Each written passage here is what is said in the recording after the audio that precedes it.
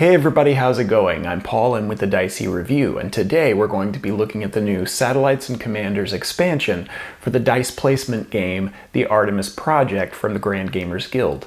Now, this is a completely new expansion that adds 2 modules to the game that will provide lots of variety to the base gameplay.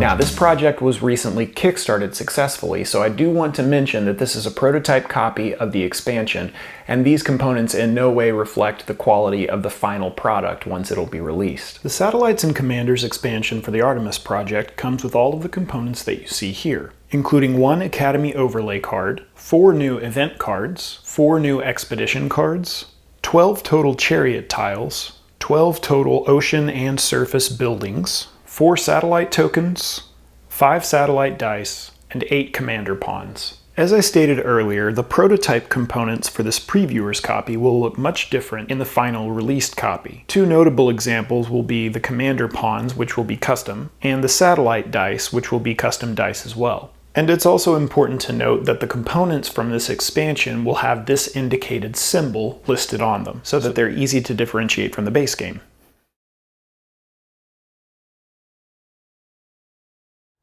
To include the Satellites and Commanders modules to the base game, you'll complete the normal setup with the following adjustments. First, randomly select 1 chariot tile for each corner of the board and place them in the appropriate spaces. Any chariot you don't use can be returned to the box.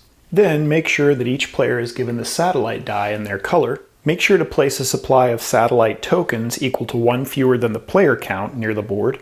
Make sure and place the Academy Overlay that's appropriate for your player count in the correct space on the board. Then, in addition to the normal colonists that go in this area, make sure to place the 8 Commander Meeples. Before drawing 6 event cards for the game, make sure to shuffle the new event cards into the deck. Also, make sure to shuffle the new expedition cards into the deck before doing that setup. And then shuffle in the new buildings to their appropriate decks, once again remembering to remove any with a duplicate symbol based on your player count.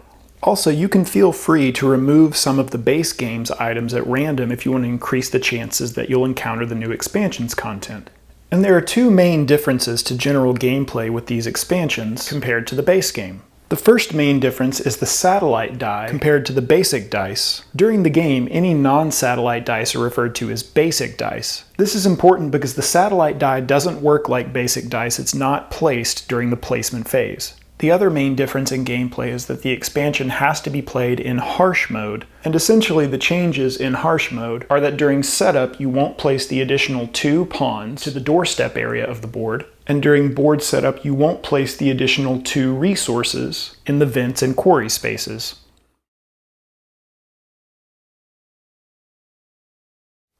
The first new element of the expansion to discuss are the new commander colonists.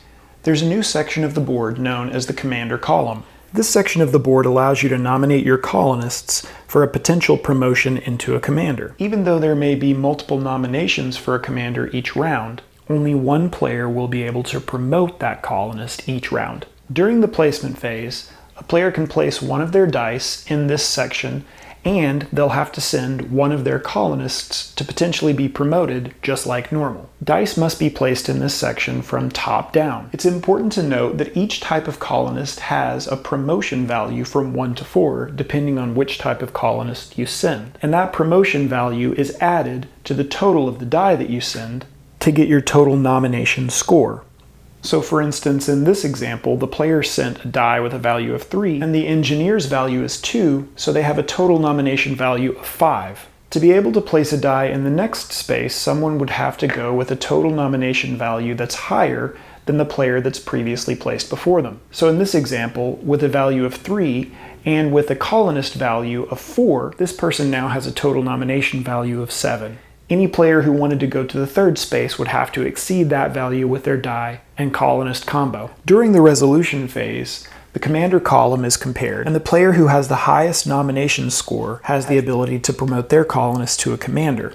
But to do this, they have to be able to discard an expedition badge. If the player doesn't have a badge to discard, or if they don't want to, then the opportunity would then pass to the next player who has a chance to do the same. The person who's able to successfully promote their colonist would remove that colonist from the game and then replace them with one of the commander colonists. They would then be able to place this commander in their shelters or in any open space that could accept that commander. We'll go into more details about the benefits of a commander in just a moment. Any players who weren't able to promote their colonist to a commander would reclaim their die and their colonist, placing that colonist back in their shelters or in any available spot in a building, and then they would gain 1 on the relief track. It's important to note that in a 3 to 5 player game, there's also a space on this overlay where you can promote a colonist in the same way as in the base game. And during resolution, the commander column is compared just like we discussed, and then this section is compared just like in the normal game. Commanders provide a number of useful benefits during the game that we'll go over now. The first benefit of a commander is that it can occupy any space in any one of the buildings regardless of the symbol that's there. So for instance, this commander would be able to occupy this spot that's normally reserved for stewards. And when assessing any game effect that depends on how many of a particular colonist type you have, you can count each of your commanders as if they're the colonist type that you're wanting, regardless of the spot that that commander is currently occupying. In addition, commanders have an ability known as leadership. During the placement phase, whenever a player places a die in any region on the board, they can also send a commander along with that die. That presence would increase the value of the die by 2, and in regions that use the exposure mechanism like here, it wouldn't change that player's place in line. It's also important to note that sending a commander along with a die to an expedition wouldn't stop you from sending along a normal colonist just like in the base game and using its normal rules. It is important to note, however, that you can only send 1 commander with each die that you send. During the upkeep phase, the commanders will also get their own move or swap, in addition to any other move or swaps that the player is entitled to. And finally, during final scoring, you can specify the colonist type that each of your commanders will count as when you're scoring any surface buildings or sets of colonists.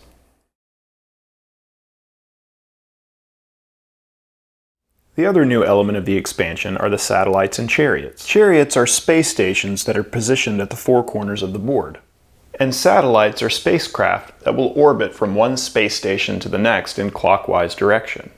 Players can gain control of satellites during the placement phase, and we'll look at how they do that in a moment. If a player doesn't already control a satellite, they can use one of their normal turns to play one of their basic dice onto that satellite. Players can do this with satellites that are in the satellite supply, and if they choose a satellite that's in the supply, they could then place that satellite and die on any chariot of their choice that doesn't already have a satellite. Players could also choose to place one of their dice on an active satellite that has either a basic or a satellite die on it, so long as the die they place has a lower value than the one already there. If a player's basic die is bumped, the die is placed in their shelters for repair. It's out of play for this round, but will return at the start of the next round. The player who was bumped would then gain 1 on the relief track. If a player's satellite die is bumped and returned, the die would simply be returned to the owner, and that player wouldn't gain anything on the relief track. During the resolution phase, any chariots would be resolved in clockwise order, starting with the top right chariot. So for instance, if there were an active satellite, this chariot would be resolved, and then the base camp would be resolved, and then this chariot would be resolved were there any active satellites there, before moving on to the vents. If the player's die is a basic die on an active satellite, it would be removed and replaced with the satellite die at the same value. The value on the satellite die is referred to as the satellite die value. Any player with a die and an active satellite would then follow the instructions on the chariot tile where they are. The effects will vary, but typically the higher the die value, the better reward. For instance, with a value 1 or 2 die, this player is able to turn over the top card of the expedition deck and then gain 1 point.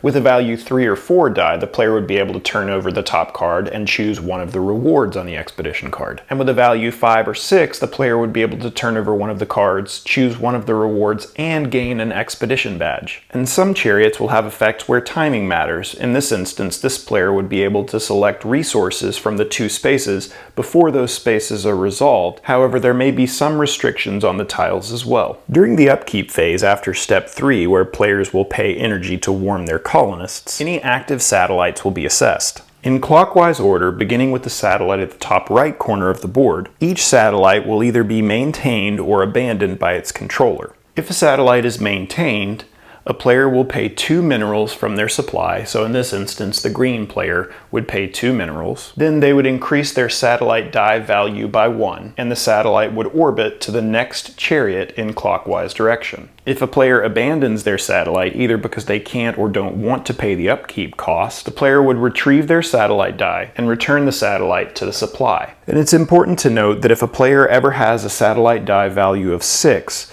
that satellite would automatically be abandoned. Alright everybody, that was our video. Hopefully it was helpful and hopefully it was informative. If you have any questions about how to play the base game or how to play the expansion, please comment below or email us directly at thedicey@gmail.com. Make sure and connect with us on social media or by visiting our Board Game Geek Guild.